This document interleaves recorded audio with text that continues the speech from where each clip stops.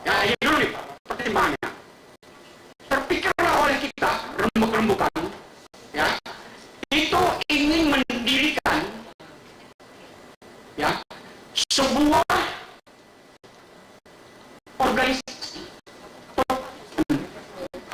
yang tensinya itu memang sudah ada siap di tengah-tengah pensiunan. Pak Yos, berpikir, saya baru ingat pensiunan RRI itu terdiri ahli-ahli teknik, ya Pak Jai.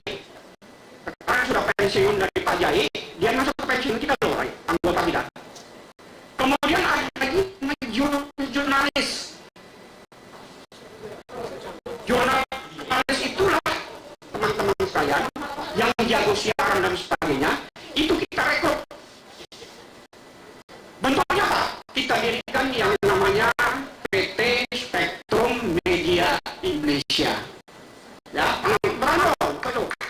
Ya. Nah, Spektrum Media Indonesia itu